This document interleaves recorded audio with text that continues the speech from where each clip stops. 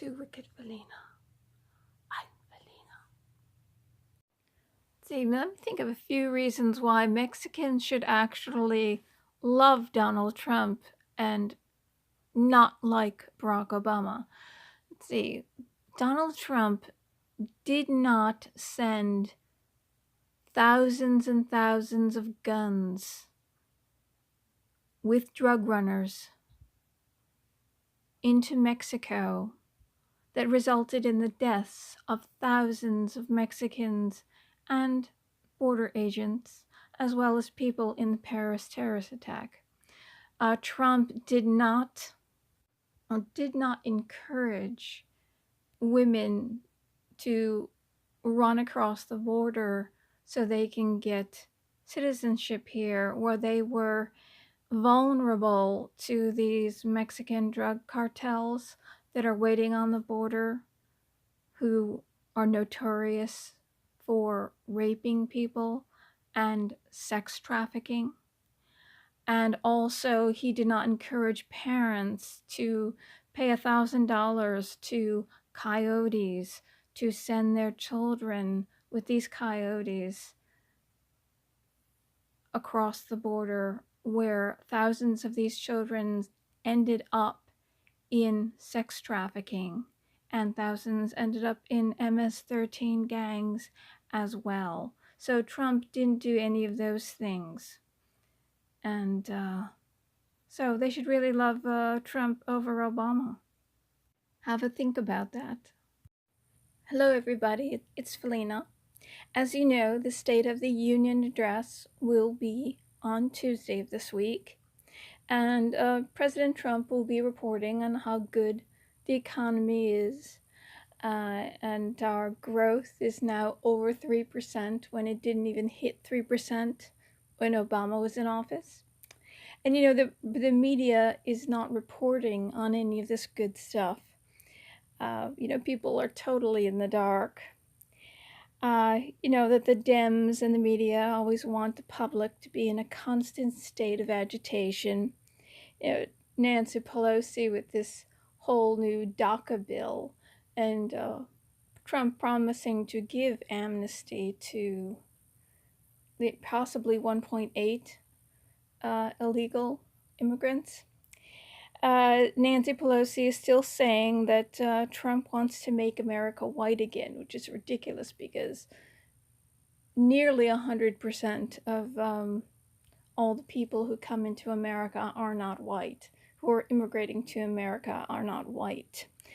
And a study came out by Harvard, of all places, and the study said that 50% of Black men, African American men, don't want any immigration into this country at all, and the rest want 0 to no more than 250,000 because it hurts them directly as far as jobs go.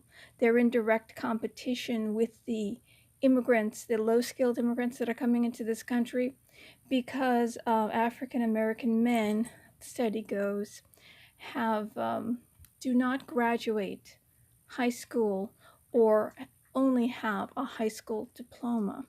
And it's also interesting that 30% of Hispanic men, 30% don't want any immigration into this country at all. So 30% of Hispanic men especially don't want the legal immigrants, legal or illegal. That's what these studies have found. And they keep calling Trump the racist. And we know that I don't think you can say that these African Americans and Hispanics are racist when they know that, you know, their jobs, their livelihoods are on the line. And also you get a sense of self-respect when you get a job, when you have your own job rather than getting benefits. And these men, it's amazing that that sense of self-respect has not been beaten out of the African American community, no matter what they've been through in this country or in their lives. They want a job. They want to work. they know that gives them respect. I remember Barack Obama in his first book said that he wanted to seal the border as well to stop illegal immigration into this country because it hurt African Americans directly because they're competing with their jobs. So apparently, he must have changed his mind when he realized that the Democratic Party needs these votes when they lost the working middle class. And I have some news on what that amnesty bill is going to include. It's going to be a huge amnesty. He's going to do away with family based visas, spouses and children only, repurpose visas to reduce employment based backlog. The border security will receive $25 billion. Apparently, the 1.8 million will receive citizenship in 10 to 12 years. They say that's closer to 3 million or over 3 million, actually. No more chain migration except spouses and minor children. No lottery. Children have to come here as a child. Of course, we've got a border that's 1,954 miles. And if they get through, they usually come through and they'll claim amnesty. Like if you send me back to my country, they'll kill me or something like that. That's usually the claim. Remember the Tsarnaev brothers who came here on an amnesty, and Russia actually warned us about them. They were the Boston bombers. They came here to intentionally blow up this country, and their mother escaped this country because she was a shoplifter. So that was a really great amnesty there. Whatever was our FBI doing when we were being warned that there were Muslim terrorists in this country?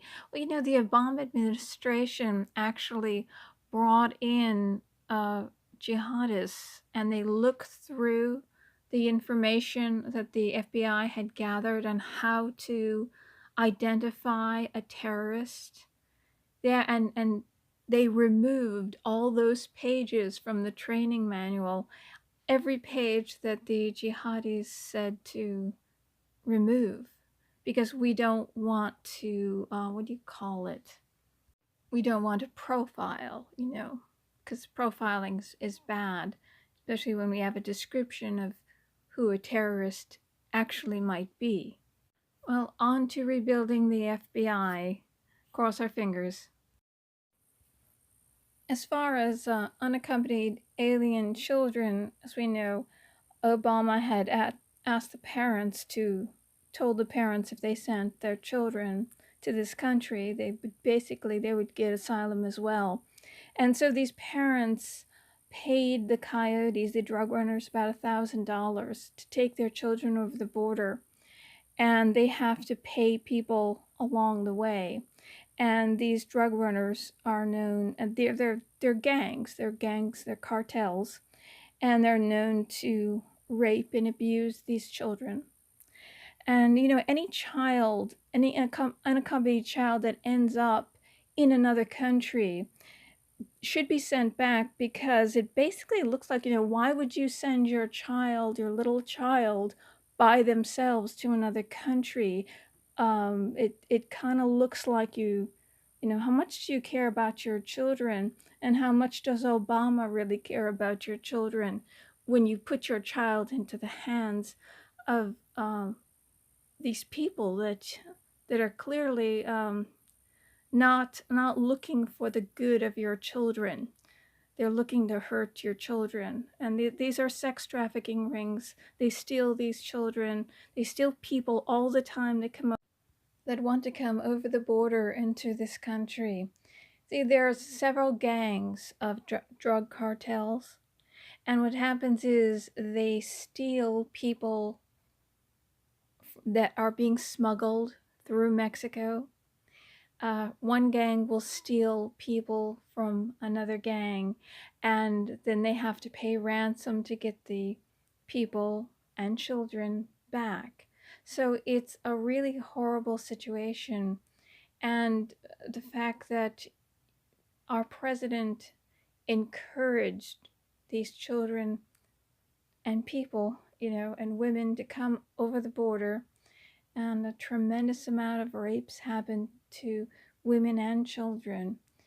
I kind of question anybody who supports Hillary Clinton or Barack Obama.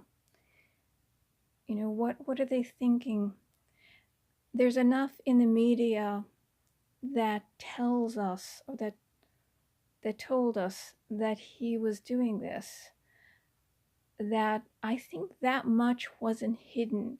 But somehow people who support Barack Obama or Hillary Clinton don't put two and two together.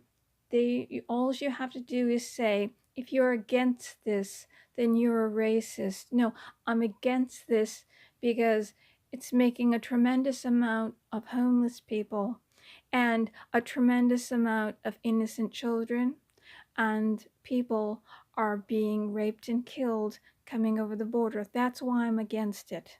I'm not a racist, and neither are you. The Trump supporters out there, we care about people. That's all this is about. The encouragement of kidnapping of these children by these cartels, all to ensure Democrat votes. I hope this memo that comes out really opens up the eyes of people everywhere, that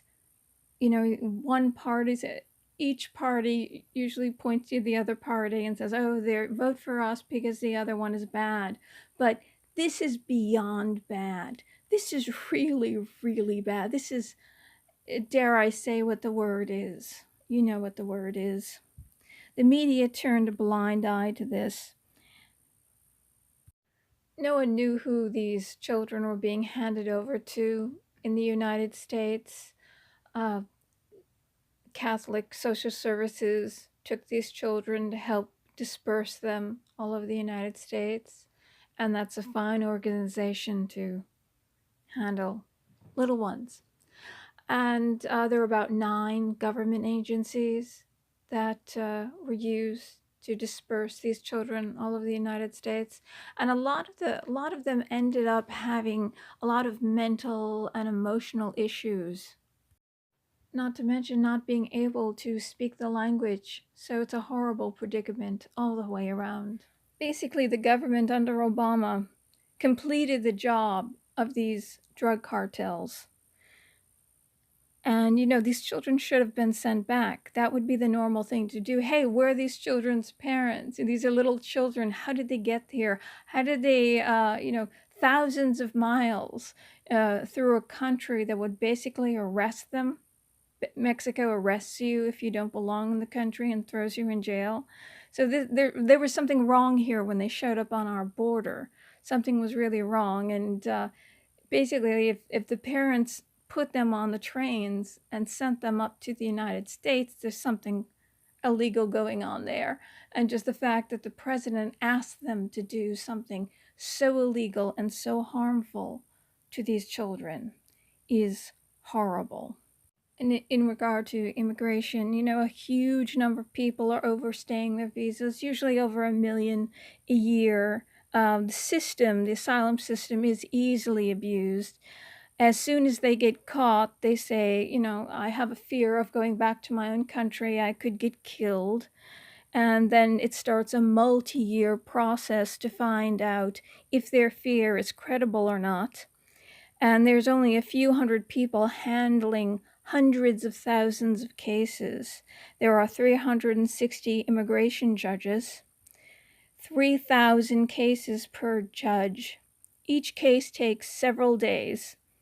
You can do the math on that one. And if this isn't resolved in the next 2 weeks to 2 months, this is the only chance we have to change the system. With this president and this Congress, the Democrats will dig their heels in, probably shut down the government again. God only knows what they're gonna, defund this time. And we have the elections in November, so we don't really know what's going to happen. And there's our president with the Mexican Miss Universe. Like I said in my last video, that Trump is not a racist. He did the Miss Universe pageant, which gives more of an opportunity for people of not white people to become Miss Universe. Rather, Miss America, you've got a smaller percentage of minorities in America and a higher percentage um, of white people. Most likely, white women most likely will become Miss America, but he devised Miss Universe to give everyone a chance.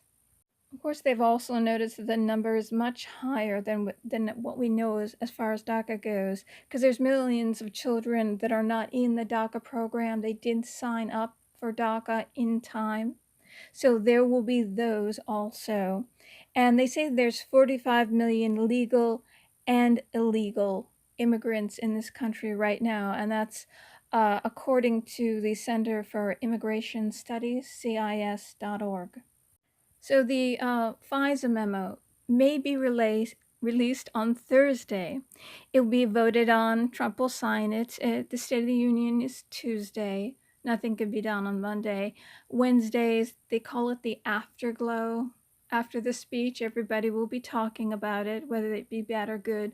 Thursday is the only day because Friday, if he does it Friday, nobody's going to notice. The media's not going to report on it because the weekend's coming up and the people in the media, they've got bottles of alcohol in their desks and they open them up. They start drinking and partying like about 3 o'clock every Friday.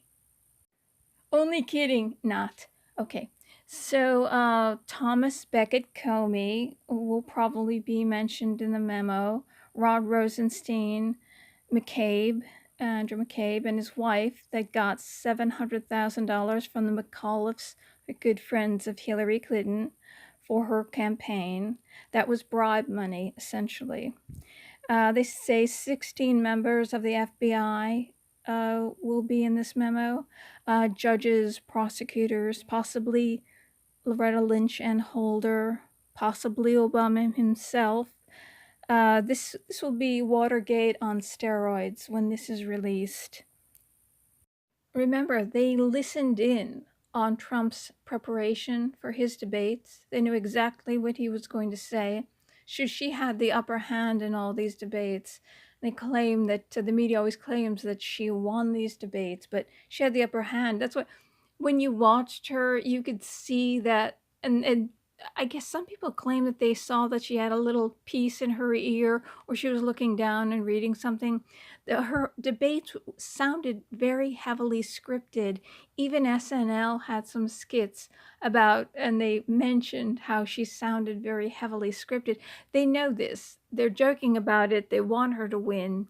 But I suppose if they're not, like those text messages showed, we better make sure Hillary wins and make sure she knows that we helped her, because they're afraid of her essentially if she doesn't win.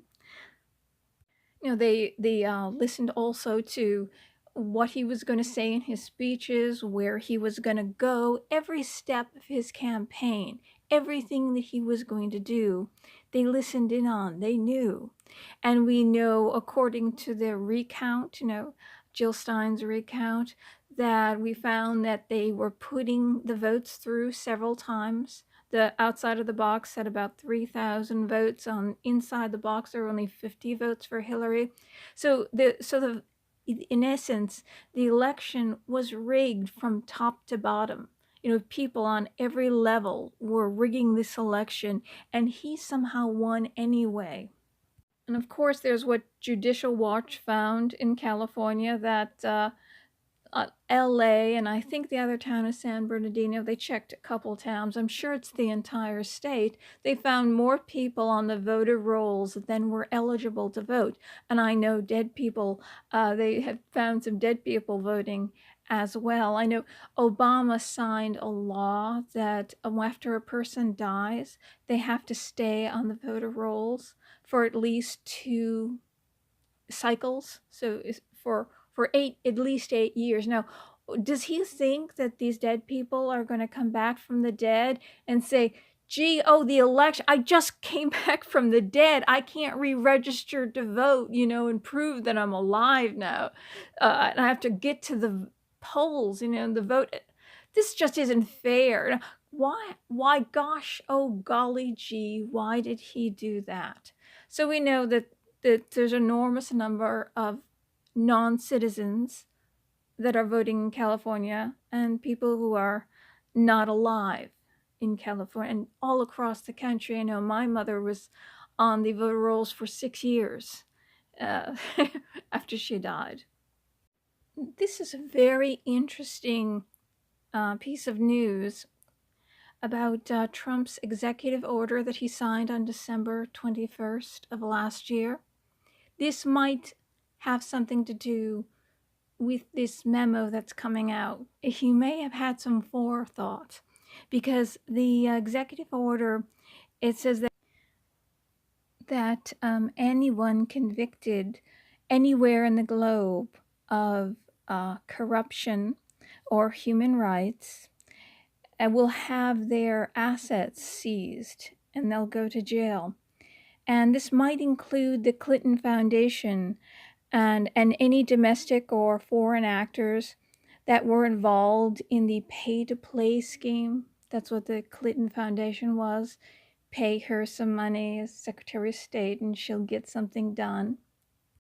Or magically, or because Hillary's so magically it will get done. So the order is entitled Executive Order Blocking the Property of Persons Involved in Serious Human Rights Abuse or Corruption, and Law and Justice, issued on December 21st, 2017.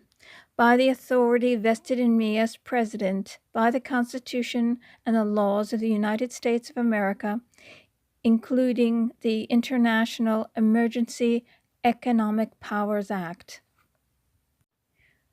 I, Donald J. Trump, President of the United States, find that the prevalence and severity of human rights abuse and corruption that have their source in whole or in substantial part outside of the United States, such as those committed or directed by persons listed in the annex to this order, have reached such a scope and gravity that they threaten the stability of international political and economic systems.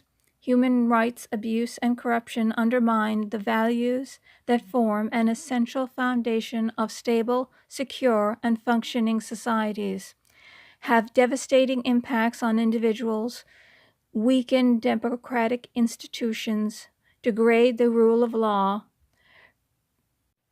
perpetuate violent conflicts, facilitate the activities of dangerous persons, and undermine economic markets.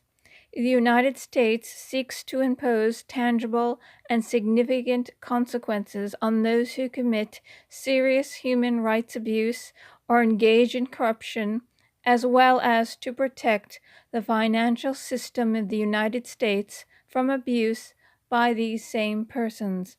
I therefore determine that serious human rights abuse and corruption around the world constitute an unusual and extraordinary threat to the national security, foreign policy, and economy of the United States, and I hereby declare a national emergency to deal with that threat. So there's the news of the week, or upcoming news this week. And I hope to see you again this week. I'm very sorry I couldn't appear in person. It was late when I got this news, and I'm awfully tired. I'm sorry.